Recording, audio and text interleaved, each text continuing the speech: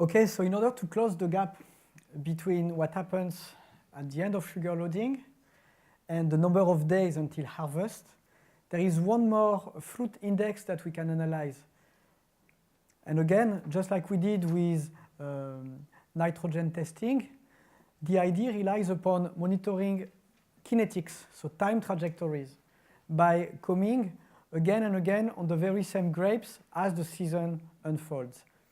So what I'm going to share with you now is the results of anthocyanin content at the surface of the berry, but using a physical method as opposed to wet chemistry. So the physical method simply relies on a physical process called fluorescence that helps us just teasing apart the signature of anthocyanin, and in turn we can translate that into surface concentration of anthocyanin. And so then we will look at the relationship in terms of timing between when sugar stops accumulating and when color reaches its peak. So this is what you see here. In gray, 2018 shows that on average the peak of color was reached towards the end of September for all the Cabernet Sauvignon sites. So what you have to imagine is that this is an average of many, many different sites whose time profile have been analyzed. To answer the first question regarding Martin Lucher, you see in blue, the person asking the question said that sugar loading was reached in end of August, August 30th. And you see that color accumulation was reached in Napa around the night of September. So there is a delay. And what we are very interested in is understanding the duration of this delay and how it shifts from one year to the next. But not only the timing is interesting, it's also interesting to see the potential in physical accumulation of anthocyanin into the skin. And you can see that in, this is the date of, I didn't show the value, but the value in 2018 were slightly higher as well. What you can see here is that, again, the same pattern in terms of when the peak color is reached is even more accentuated with Merlot. Since last year, we reached the peak color around September 4, and then it was only a color degradation from that day on, whereas here on average, it was after September 20th. So that's what I summarized in this slide. In green, you see the duration of period 3. During period 3, we have all the processes relating the impact of environmental stresses to the fruit molecular chemistry. During the period orange, you see these active sugar loading accumulations, so focusing on primary metabolites. And the teeny bit after that is the number of days that we needed to observe until we reach the peak of color. You see that in 2016, the number of days needed to go from the end of sugar loading to the end of color accumulation was shorter, only 23 days, as opposed to 17 and 18, where it took 29 days. It highlights what has been in the literature for a while, that there is a decoupling, a lack of concomitancy between sugar accumulation and color accumulation. And the time gap between D+0 day and peak color day is temperature dependent, it's water stress dependent, it's nitrogen dependent, so it's super complex. The best thing we can do is start collecting all those numbers to understand how we can reveal cause-consequence relationships. What's very striking to me in 2018 is that what we observe is simply a shift of this 29 days duration period under lower temperature, shorter day length, and this is very favorable to the maintaining not only of the berry volume but also of the color potential. So this explains why the physical concentration of the berry skin could be led up until later in 2018 without the risk of degradation, while all the berries reach their maximal color potential. So what is unique about 2018 Well, we observe something that climate change scenario does not really predict. Because wherever you read the relationship between temperature changes and plant response, phenology, timing of bloom, timing of veraison, the opposite of what we've seen in 17 and 18 is expected to happen. That is, to go back, an earlier date of D+0 and an earlier date of peak color. But we observe exactly the opposite, a delay and an extension of that time period needed to reach color accumulation in 17 and in 18. So two different reasons led to those outlier years. In 2017, it was an excess of vapor pressure deficit and heat waves. The high vapor pressure deficit had slowed down the sugar accumulation curves and even hastened the degradation of color. In 2018, we observed a delay in veraison, in D+0, in peak color, but not at all for the strength of atmospheric water deficit.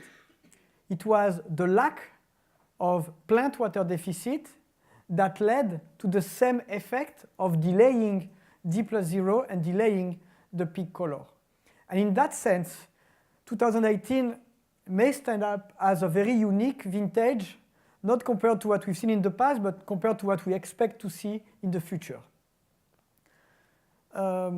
As everybody's talk has highlighted, those were good conditions for maturity, which translates in much more freedom for winemakers to pick and choose their harvest date. So in other words, this year will bear a strong footprint of winemaker decision in terms of selecting the date. It's not always like that. Other vintages are less conducive to wait until the completion of the ripeness happened.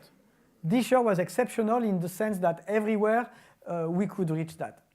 It's therefore interesting when we're going to taste the 2018 wines to pay attention to how the stylistic choices in terms of harvest date decision affected aromatic profile, tannin reactivity, or color stabilization. So the take home, before I invite Federico and the panel, nitrogen, very unique of 2018, a combination of no early water deficit with low nitrogen.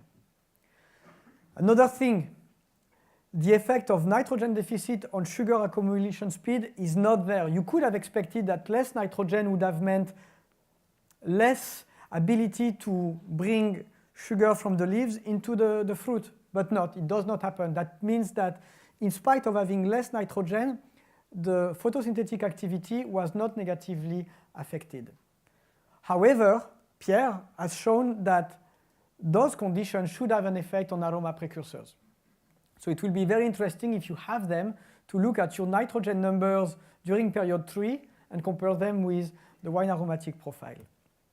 Water deficit index, it's easy. No stress during period 3, no stress during period 4, no stress during period 5. So those conditions are exceptional considering climate change scenario. Berry volume, what is the peak value and what is the susceptibility to berry volume loss? Well, the combination of vegetative development that was vigorous combined with an absence of early water deficit led to greater berry volume and greater amount of sugar per berry, as Cecilia shown. High water supply, low water stress during period 4, smooth ripening condition until reaching D+0, even if that stage has been reached later than usual. Then, during period 5, the combination of low water stress plus low vapor pressure deficit helped maintaining berry maximum volume to its value even long 29 days after the peak sugar had been reached, and it reduced the susceptibility to berry volume loss. Bear in mind that there might be important local variation of vapor pressure deficit due to the topography, due to air masses movement. Last slide, the timing of ripening. Well, peak color is reached later. It's the latest we've seen over the last 3 years. 29 days of lag between the end of sugar loading and the end of color accumulation. Not only that, but also the whole process has been shifted 8 days compared to 2017. So this is interesting because you see that fruit is catching up. I was talking at the end of period 3 of 4 to 5 weeks of delay between KCB max being reached in 17 versus 2018. You see that with the passing of time, this very large difference reflected by the vegetative look of the plant has been narrowed down. In other words, the fruits are catching up. And this is very interesting to put in perspective with the talk that Deluc from Oregon had given here in 2014. In a berry, when you see the cluster, the laggers, the berries that he called laggers because they are lagging in terms of accumulating sugar, are catching up. So it's expected to see early season a very large gap, which acts as a little bit as a magnifier lens for the effect that you will see on ripening. So 4 to 5 weeks of delay in KCB max translated into 1 week of delay in fruit. So with that, the questions now to ask is how can we fine-tune our ability to use data to be even better at selecting harvest date. So for that, I'm going to introduce Professor Casassa and the panel. And just to put in context, wine profile has happened under favorable conditions, but how can we modify how favorable those conditions are? And how can food polyphenol analysis help fine-tuning harvest decision?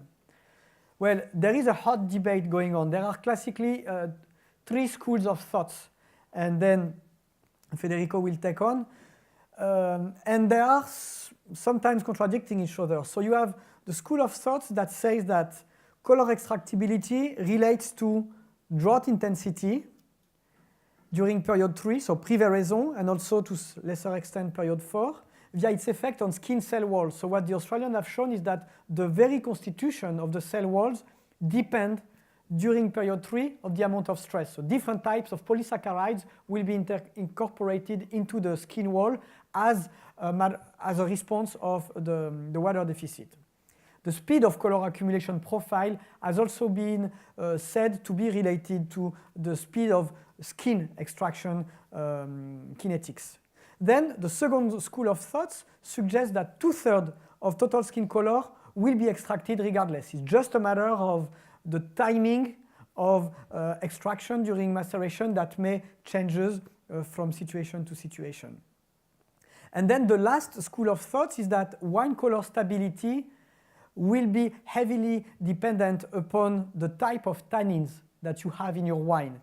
The idea being that if you have a greater proportion of drier tannin, the susceptibility to wine color stability will be heightened. So I don't know the answer to those questions, but I thought that it could be nice to invite Federico to share with us his finding and then to moderate the panel with the experts on that topic.